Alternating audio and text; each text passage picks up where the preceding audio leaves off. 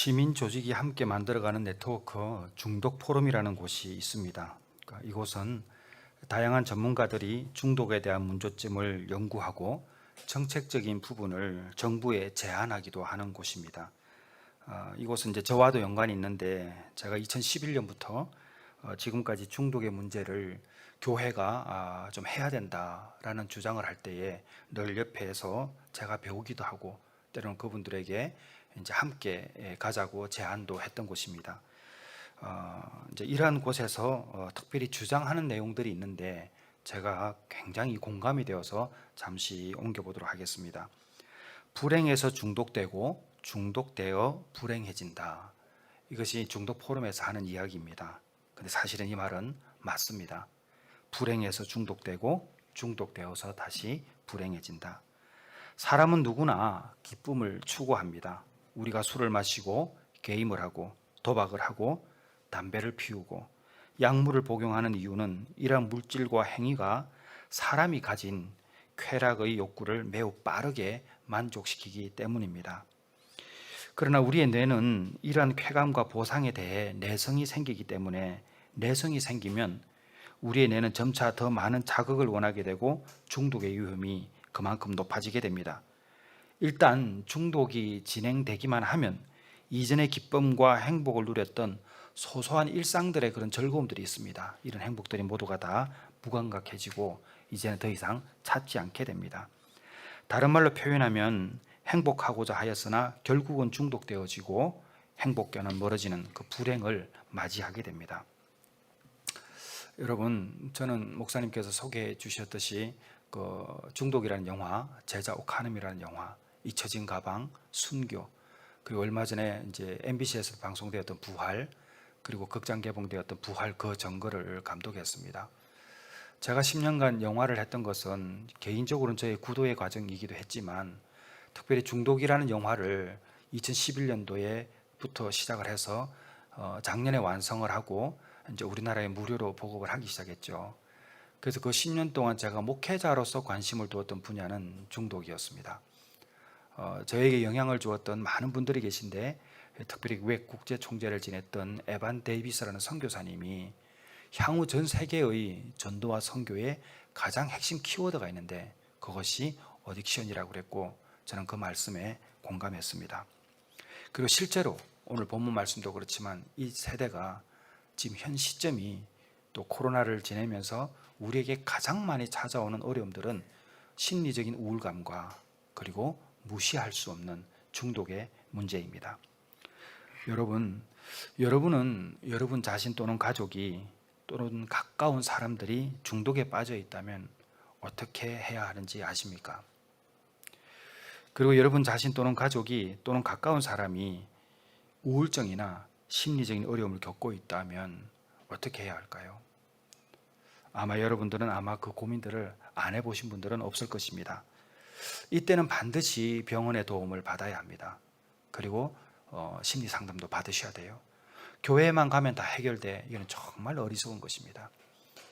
병원도 의사분도 그리고 상담사도 상담소도 다 하나님의 섭리 아래 거하는 곳이고 기도하면 다 돼. 이러한 어리석은 말에 현혹돼서는 절대 안 됩니다.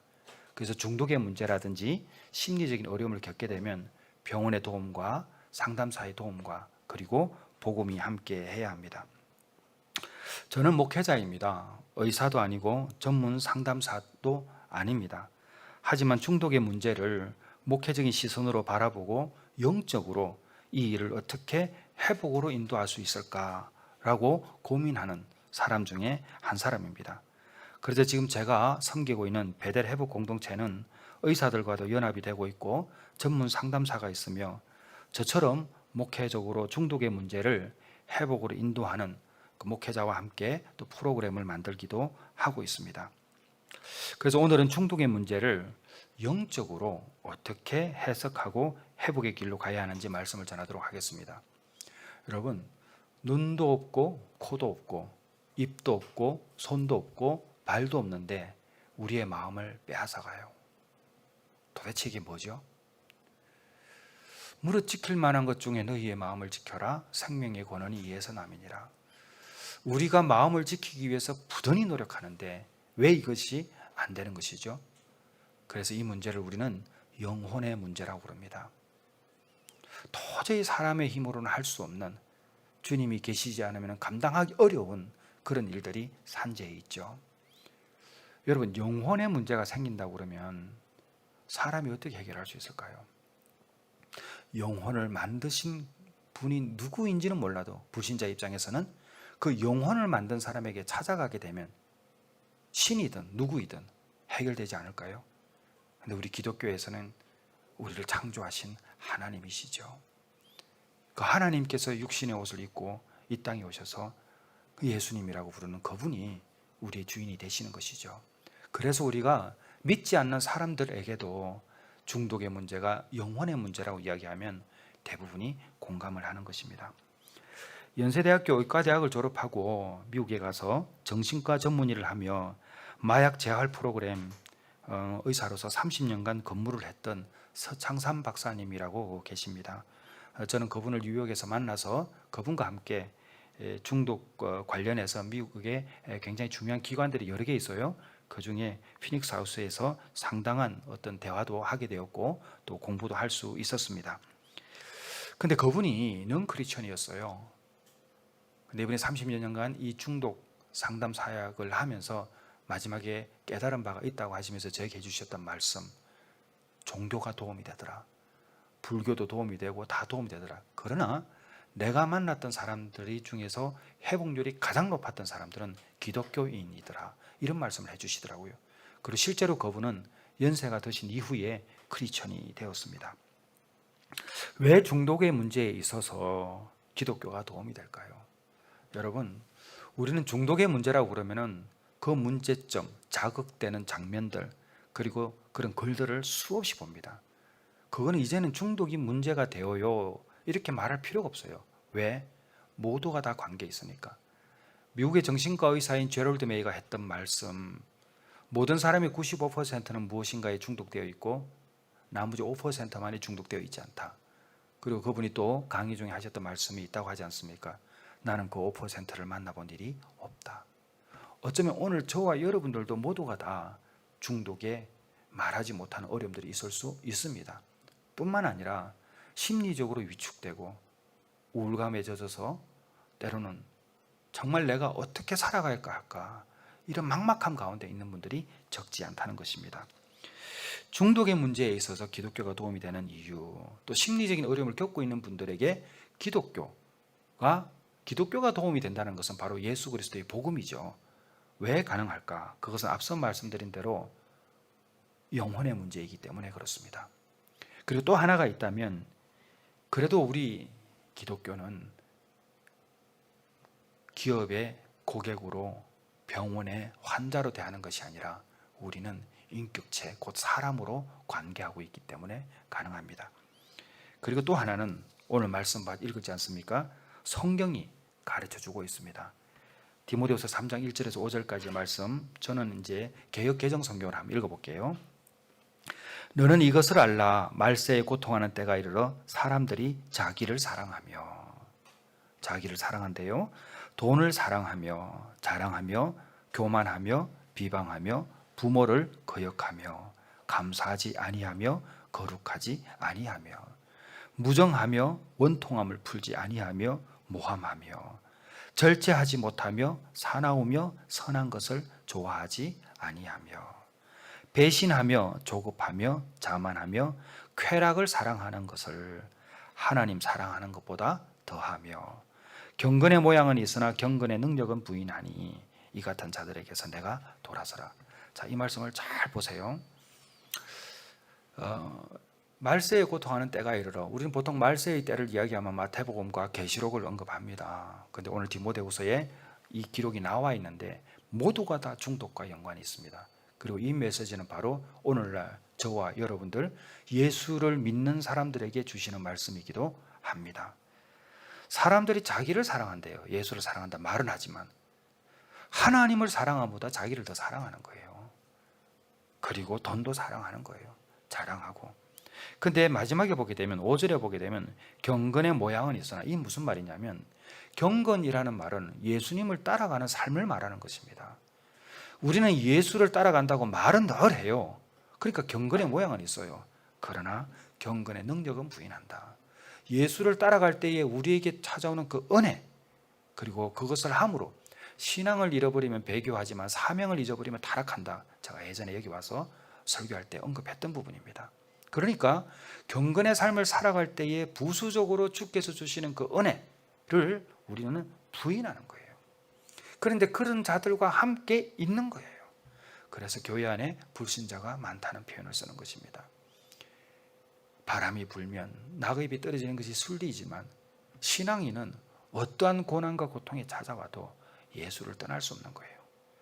이런 코로나와 같은 어려움이 있을 때 더욱더 하나님께 매달리고 주님밖에 없다는 그 고백이 넘쳐야 하는데 우리는 경건의 능력은 있으나 경건의 능력을 부인하는 자들일 수도 있다는 사실입니다. 그래서 우리가 오늘 알 수 있는 게 뭐냐면 왜 중독이나 우울감이나 그런 고통들이 찾아올 때에 복음이 답이 될 수 있는가? 바로 경건의 능력이 존재하기 때문에 그렇습니다. 예수를 따라갈 때에 따라오는 그 깊은 은혜가 우리를 치유하고 회복시킨다는 사실이기 때문에 그렇습니다. 자, 그렇다면 한 번 더 생각을 해볼까요? 그럼 우리는 왜 중독될까요? 왜 자기를 사랑하고 돈을 사랑하고 자랑하고 교만하고 부모 말도 안 듣고 이렇게 엉망으로, 좀 극한 표현을 쓰면 왜 엉망으로 우리 인생이 이렇게 살아갈 수밖에 없을까요? 여러분, 가족은 가장 가까운 남이에요. 나일 수가 없어요. 내가 가장 사랑하는 친구도 남일 수밖에 없어요. 그 말은 다른 말로 표현하면 우리는 모두가 다 달라요. 사람이, 인간이 창조된 이후에 지금까지 같은 사람이 단 한 사람도 없어요. 그러면 그 수많은 사람들 중에 한 사람도 나와 같지 않은 그 존재가 바로 나잖아요. 그럼 내가 이 땅에 그냥 왔을까요?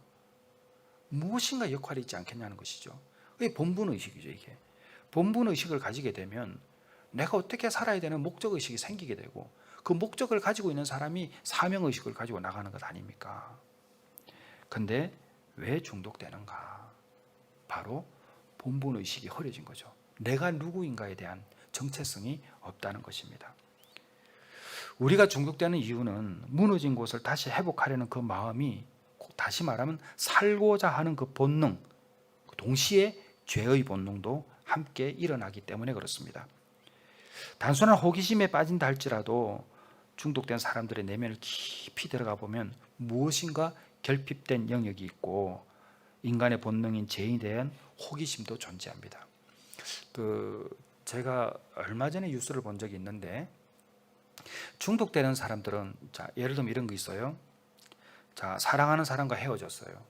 내가 병이 들었어요. 그 다음에 나의 사업이 힘들어져요. 나는 또 직업이 없어요. 자, 여러분, 예전에 빈곤이라고 말할 때는 먹고 사는 것이 없을 때의 빈곤이라는 표현을 썼어요. 근데 지금은 빈곤의 개념이 달라요. 사랑하는 사람과 헤어지는 것도 빈곤이에요. 먹고 싶은 것을 먹지 못하는 것도 빈곤이에요. 내가 가고 싶은 직장을 가지 못하는 것도 빈곤이에요. 남들 다 여행 가는데 내가 여행 못 가는 것도 빈곤이라니까요. 시대가 바꿔지면서 우리가 인식하는 빈곤의 개념도 달라졌어요. 그러면 결핍이 되잖아요. 자, 그럼 어떻게 돼요? 마음이 무너져요. 그러면 인간은 본능이 작동하는데 그 무너진 마음을 채우려고 하게 되죠. 근데 채울 때에 경건의 삶을 살아가는 사람은 예수님으로 채우죠. 복음으로 채우고 나아가죠.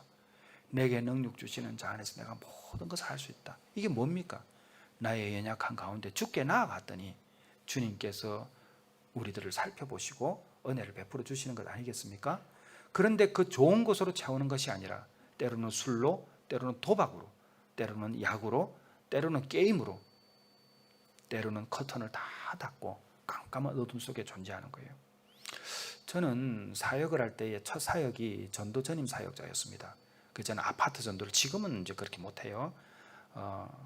아파트 전도를 많이 했어요. 그러면 아파트를 문을 열고 들어가서 인사를 하고 보게 되면 그 낮에도 커튼을 치고 살아가는 사람이 적지 않았습니다. 지금 제가 중독 상담 사역자로서 보게 되면은 분명히 문제가 있고 도와드렸을 텐데 그때만 해도 저는 몰랐어요. 근데 지금 돌아보면 그때도 그렇고 지금도 그렇고 어려움을 겪는 사람들이 많이 있다는 것입니다. 그래서 한 그 소녀가 호기심에 그 무너진 간격을 채우려고 하는 것도 있지만 그냥 호기심에 약을 한 거예요. 외국 사람 이야기예요. 그런데 잘못 만난 거죠. 여러분, 도박 중독에 빠진 사람들을 보게 되면요, 사채를 쓰잖아요. 그럼 처음에는 갚아요. 그게 무서운 줄 알면서 다 쓰는 거예요. 처음엔 갚아요. 근데 그 이자가 엄청나거든요. 근데 갚다가 또 갚아요. 그러면 사채하는 사람들이 전화가 와요. 너무 잘 갚고 능력도 있다고. 그래서 우리가 돈 좀 더 줄 수 있다고. 그럼 그때 뭐가 탐타는 줄 알아요? 돈이 필요하지 않는데도 돈을 얻어요. 왜? 돈을 더 줄 수 있다는 말을 들었던 내가 자존감도 순간적으로 높아지는 것도 있고 습관적으로 돈을 더 빌려요. 쓰지도 않고 킵했다가 이자를 물어요. 이런 경우도 적지 않습니다. 유혹을 하는 거죠. 약을 먹고 싶었던 유혹이 그 소녀에게 찾아온 거예요. 자, 그러면 잡혔죠. 미국에 있는 나눔 선교에서 사역을 하시는 한영호 목사님은 마약을 믿지 않는 사람도 사탄이라고 그런답니다. 참 신기하죠? 자, 근데 이 약을 하고 싶은 욕구가 생긴 거예요. 그러니까 약을 했는데 그 약을 파는 사람이 그 소녀를 유혹을 하고 나중에는 생명을 앗아가요. 여러분 인생은 단 한순간에 끝이 날 수 있습니다. 그 호기심 때문에 한 여자아이가 생명을 잃은 것이죠.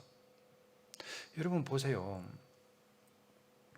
제가 몇 해 전에 좀 오래됐어요. 그 미국 이제 LA에 제가 한 교회에 집회를 하는데 여러 가지 이야기 중에서 중독 이야기를 나눌 때에 두 가지가 헐 기억나요. 하나는 뭐냐면 그 이제 우리나라 지금 중학교 1학년 아이가 너 꿈이 뭐니 그러니까 애플에 들어간다는 거예요. 애플 그 회사에 입사를 하고 싶다는 거예요.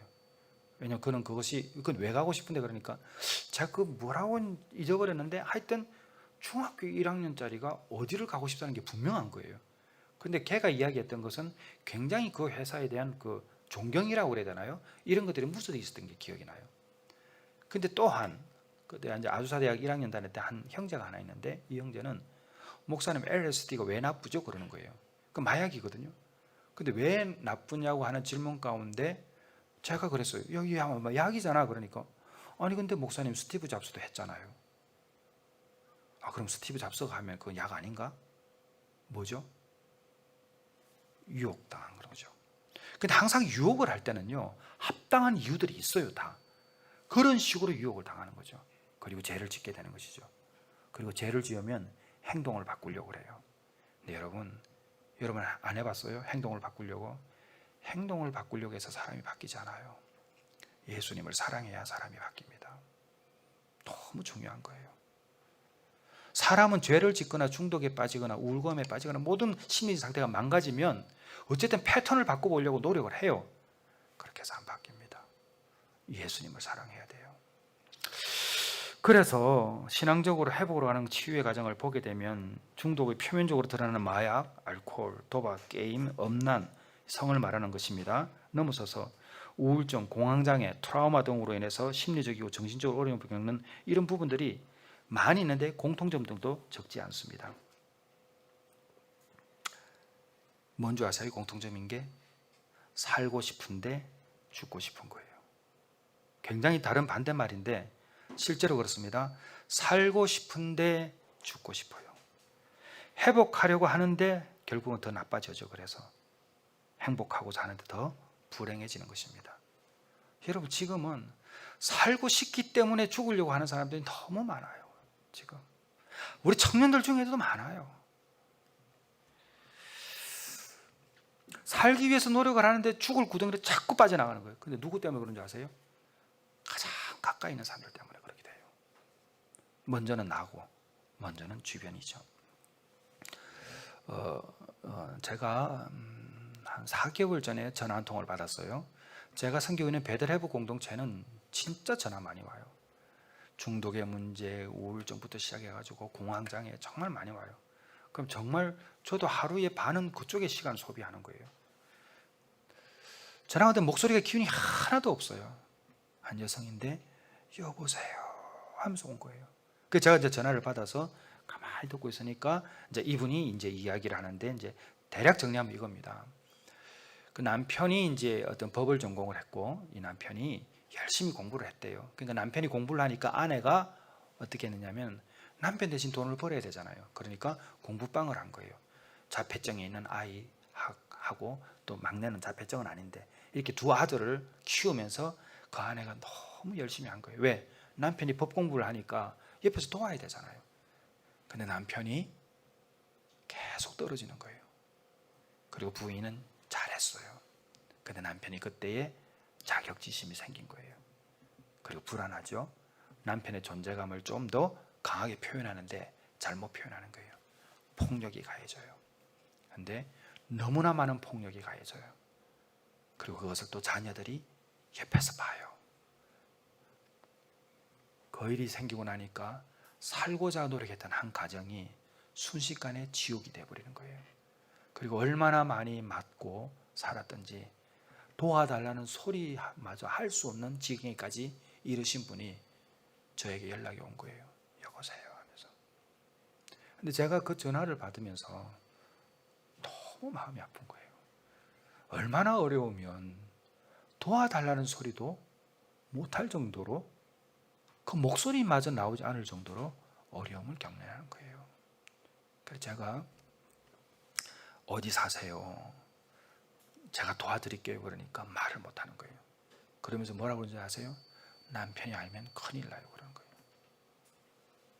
그리고 끊으면서 뭐라고 그러는지 아세요? 왜 이렇게 제 이야기를 잘 들어주세요. 그런 거예요.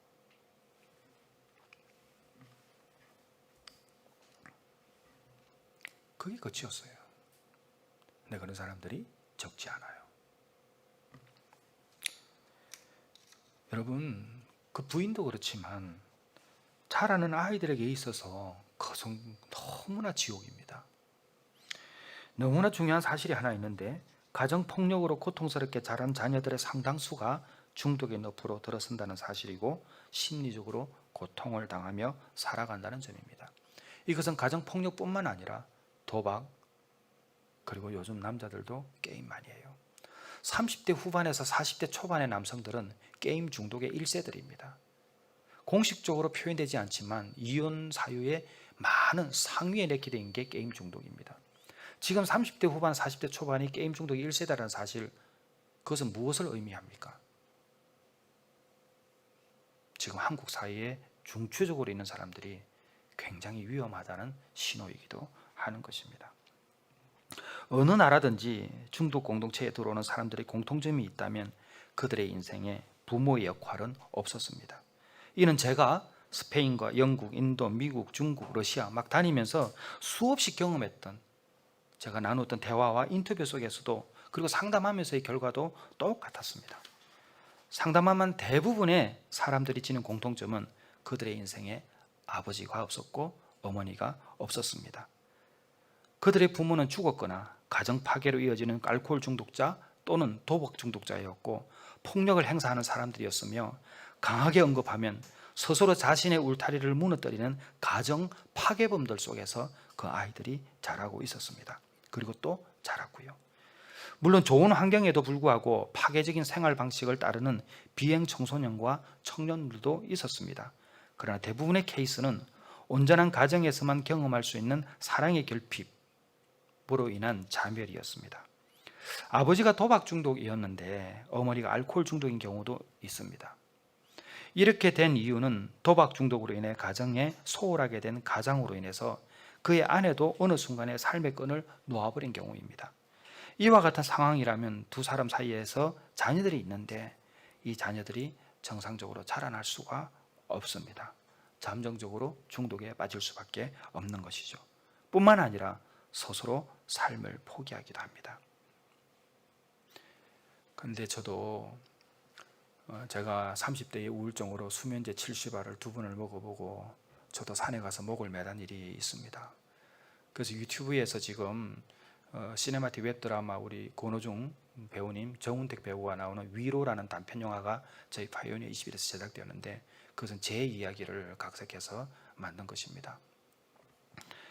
여러분, 살기 위해서 죽는 것을 선택한다. 저도 살기 위해서 죽는 것을 선택했던 거죠. 여러분, 왜 우울증이 있고 중독에 빠지면 자살하려고 하는 줄 아십니까? 보통 4가지 이유가 있습니다. 그 중에 하나가 분노의 표출입니다. 자살이 나의 복수를 실현하는 것이라고 생각하는 거예요. 다른 사람을 벌 주는 거거든요. 그러니까 나를 고통스럽게 했던 부모가 있다면 그 부모에게 고통을 주고 싶은 거예요. 나의 죽음을 통해서. 내가 하나 사랑하는 사람과 헤어졌잖아요. 그러면 내가 죽음으로 인해서 그 사람에게 고통을 주고 싶은 거예요. 그런 이유가 또 하나 있고, 또 하나는 뭐냐면은 자기를 처벌하는 것입니다. 죄책감이 있고 자존감이 무너져 버린 거예요. 동시에 수치심이 함께합니다. 이러면은 또 사람이 생명을 버리려고 하고 있어요. 그 또 하나가 뭐냐면 회피입니다. 현 상황에서 벗어나고 싶은 거예요. 도저히 답이 없다 생각하는 거예요. 그러니까 회피라도 말하지만 사실은 살기 위해서 회피하는 거예요. 그리고 마지막에 리셋이죠. 새롭게 시작하고 싶은 거예요. 이 결정을 왜 하는 걸까요? 살고 싶은 거예요. 죽기보다 지금 사는 게 힘드니까 죽음을 선택하는 거예요.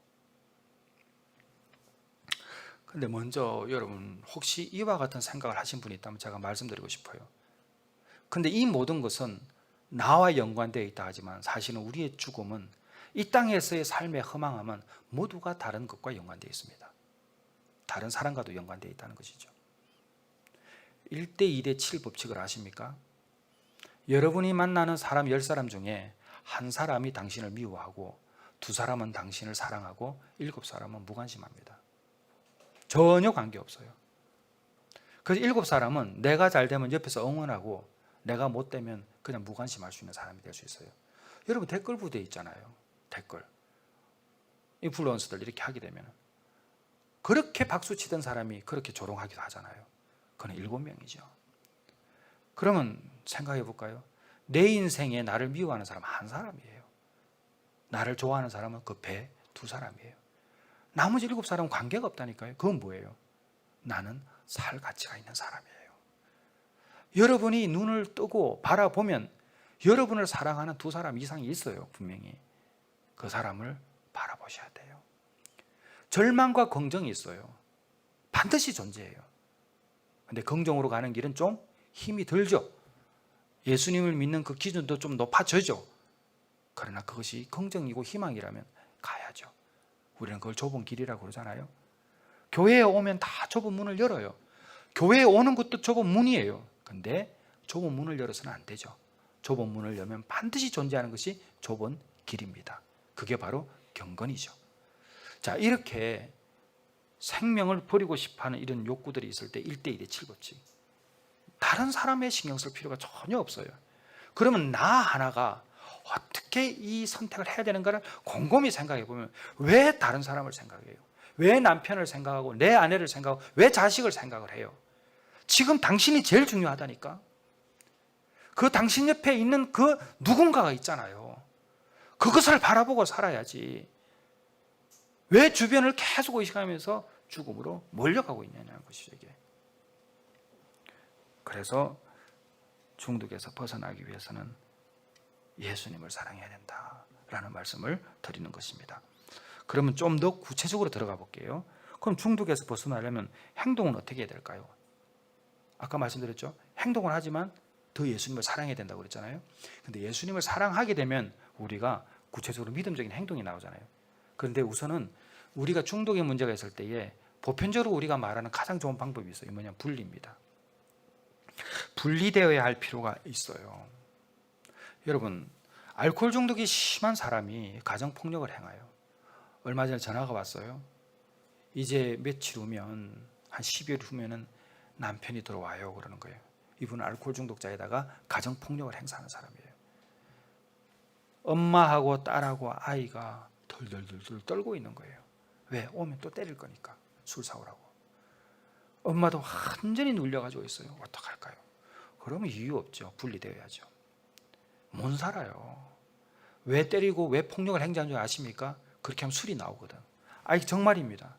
그렇게 하면 자기가 필요한 것을 얻을 수 있거든. 자신이 할 수 있는 게 아무것도 없잖아요. 그럼 다 잡혀가지고 그렇게 하는 거예요. 도박도 마찬가지예요. 계속 피해를 끼쳐요. 그럼 교회를 피해를 끼치는 사람들이 육체적으로도 도박을 하는 사람들, 육체적으로도 가족을 핍박하지만 정신적으로 그 핍박하는 강도가 이루 말할 수가 없습니다. 나중에는요, 도박 중독하는 남편에 빠져 있으면 아내들이 우울증에 빠져가지고요, 숟가락 하나 들 힘도 없어져요. 저는 그런 분들을 보거든요. 처음부터 그랬을까요? 아닙니다. 살려고 노력을 하죠. 그런데 노력을 해도 계속 반복되는 게 있는 거죠. 그럼 어떡합니까? 분리되는 거죠. 여러분, 쉼터에 가시는 분들이 어디 뭐 떠돌다가 이렇게 간다고 생각하는, 또 부정적으로 생각할 수도 있는데, 치유하기 위해서 그런 현상도 있습니다. 왜냐? 가족들이 분리되는데 버리는 게 아니죠. 분리되는 것이죠. 그리고 도움 줄 건 도움 주죠. 근데 술을 마시는 사람에게 돈을 줄 수는 없잖아요. 쌀은 줄 수 있어도. 도박을 하는 사람에게 돈을 줄 수는 없잖아요. 당신을 기다리고 있는 소망은 줄 수 있어도. 분리되는 것은 헤어지는 것이 아니라 치료의 방편으로 같이 살자는 거예요. 그럼 분리가 되면 어떻게, 돈이 없으니까 술을 어떻게 마셔요? 그럼 이웃에게 또 요청하겠죠. 근데 한두 번 요청하지. 결국은 어떻게 돼요? 무엇인가 해야 돼요. 자, 그래서 쉼터까지 가는 거예요. 도박도 마찬가지예요. 갚아주면 안 돼요. 도박 중독 센터 상담 아무 데나 가보세요. 상담사들이 뭐라고 그럽니까? 갚아주지 말라는 거예요. 도박 때문에 수치와 모욕을 당해야 되고요. 가족들이 고통받는 것을 봐야 돼요. 그러면 이야기합니다. 죽을 거라고. 그러나 생명은 그렇게 하는 게 아닙니다. 그래서 분리를 시켜야 된다. 그리고 두 번째, 하나만 더 하면 주인을 바꿔야 됩니다. 여러분, 오늘 말씀 하나만 더 읽어볼까요?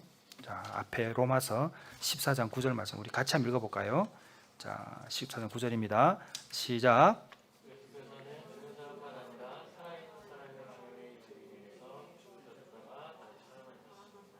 예, 자 보세요. 자, 사람이 바뀌어야 돼요. 그죠? 우리도 바뀌어야 돼요. 자, 근데 우리가 아무리 예수님을 믿어도 잘 안 바뀌어요. 잘 안 바뀌어요. 잘 안 바뀌는데, 자, 우리가 가만히 말씀 속으로 한번 들어가 볼게요. 들어가 보면 예수님도 제자들이 몇 명 있었어요? 12명이잖아요. 그죠? 또 다른 사람 많이 있었지만 그 중에 유다는 변화되지 않는 사람이었죠. 자, 근데 제자들이 예수님께서 십자가에 못 박혀 돌아가실 때에 예수님을 부인했습니다. 요한복음 17장을 보게 되면, 요한복음 17장은 예수님께서 그 이제 고난주간 우리가 말할 때 목요일쯤이죠. 그러니까 최후의 만찬 전후에서 하셨던 말씀과 기도문이에요. 거기에 보게 되면 하나님과 내가 하나 되었던 것처럼 여기에 있는 이 땅에 있는 들도 하나가 되게 해달라고 그래요. 그러니까 이거는 예수님과 나와 함께 가는 것이죠, 이게 다. 자, 근데 예수님께서 십자가에 매달려 돌아가시는 그 과정에서 제자들은 부인했어요. 그랬던 제자들이 예수님께서 돌아가시자 모두가 다 뿔뿔이 흩어졌어요. 그랬는데 어느 날 갑자기 제자들이 모였어요. 기도하더니 또 헤어졌는데 다 죽을 길로 간 거예요. 사도행전 1장 22절에 보게 되면 부활의 정인이 되었어요. 왜 바뀌었는가? 부활을 믿었기 때문에 그런 거예요. 자, 우리는 십자가의 사랑이 반드시 우리에게 주시는 그 은혜를 믿어야 돼요. 그러나 동시에 예수님께서 부활하셨다는 사실이에요. 부활은 뭐예요? 다시 사신 것이죠. 우리 요한복음 2장 22절 한번 볼까요? 요한복음 2장 22절 제가 한번 읽어볼게요. 요한복음 2장 22절. 죽은 자 가운데서 살아나신 후에야 제자들이 이 말씀하신 것을 기억하고 성경과 및 예수의 하신 말씀을 믿었더라. 이 제자들이 죽은 자 가운데서 예수님이 살아나신 후에야 제자들이 예수님이 하신 말씀들을 기억하고 성경도 믿고 예수의 말씀도 믿었더라 돼 있어요. 그래, 믿으니까 어떻게 됐어요? 요한복음 1장 22절 제가 또 읽어볼게요. 항상 우리와 함께 다니던 사람 중에 하나를 세워 우리로 더불어 예수의 부활하심을 증거할 사람이 되게 하여야 하리라 하거늘. 뭐예요? 부활의 정인이 되었잖아요. 예수의 부활 정인. 자, 잘 보세요. 주인이 바뀐다라는 이야기는 내 안에 예수님이 사시는 거예요. 여러분, 제가 우울증 때문에 그렇게 절도 술도 마셔보고 저도 담배를 펴본 사람이에요. 제가 보기에는 이렇게 멀쩡하게 생겨도 저도 험한 시간을 보냈죠. 제 30대는 우울증으로 아무것도 할 수 없다고 그냥 심리적으로 위축되면서 지냈던 사람이 저입니다. 근데 제가 예수님의 부활을 이제는 정언하잖아요. 여러분도 똑같아요. 우리가 늘 이야기하지 않습니까? 오늘날도 사도행전은 계속되고 있다. 주인이 바뀌게 되면 나의 고통, 나의 슬픔, 나의 분노, 나의 서러움, 나의 결핍이 다 예수님 거예요. 왜? 내 안에 예수님이 계시니까. 내 인생의 주인이 예수님이니까. 수고하고 무거운 짐진 자들아 다 내게로 오라. 담당하시겠다는 거예요. 이게 우리가 믿는 복음이에요. 복음. 그런데 예수를 믿는다 하면서 여전히 고통 가운데 존재한다면 도대체 우리 예수님은 언제 우리가 쓰려고 하는 거예요? 표현이 적당하지 않지만 예수님은 어디에 계신 거예요? 내 삶에 있어서. 도대체 예수님은 나에게 어떤 역사를 하고 계신 분이냐는 것이죠. 내 인생의 주인이 예수님이라면 내 주인은 예수님이시죠. 예수님께서 십자가의 고난과 부활하신 이유는 뭐예요? 죽은 자와 산 자의 주가 되려 하심이라. 주인이 되기 위하심이거든요. 주인이 바뀌어야 합니다. 우리가 복음 안에서 왜 중독의 문제, 우울감과 고통이 회복될 수 있는가? 병원의 도움도 받고 심리적인 상담도 받고 동시에 예수의 이름으로 무장되어야 합니다. 그럴 때에 회복의 역사가 일어날 줄 믿습니다. 시편 103편 3절 그가 내 모든 죄악을 사하시며 내 모든 병을 고치시매. 사도행전 10장 38절 하나님이 나사렛 예수에게 성령과 능력을 기름 붓듯 하셨으며 그가 두루 다니시며 선한 일을 행하시고 마귀에게 눌린 모든 사람을 고치셨으니 이는 하나님이 함께 하셨습니다. 왜 고침을 받아요? 하나님이 함께 하시기 때문에. 그래서 우리의 믿음은 말씀에 근거해야 합니다. 고린도서 5장 7절 이는 우리가 믿음으로 행하고 보는 것으로 행하지 아니함이라. 우리는 믿음으로 행하는 사람이지 보는 것으로 하는 게 아니에요. 그리고 믿음으로 행하는 사람이 보여지는 거예요. 내 믿음이 크도다. 우리는 세상의 것을 보고 따라가는 사람들이 아니에요. 그래서 중독에서 벗어나려면, 다시 말해서 죄에서 벗어나려면 행동을 바꾸려고 노력하는 것이 아니라 예수님을 사랑해야 합니다. 그래서 오늘 디모데후서 3장 1절에서 5절까지 보게 되면 하나님을 사랑하는 것보다 나를 더 사랑한다라는 표현이 있습니다. 그것이 오늘날의 죄입니다. 그럼 우리는 바꿔서 이야기할 수 있죠.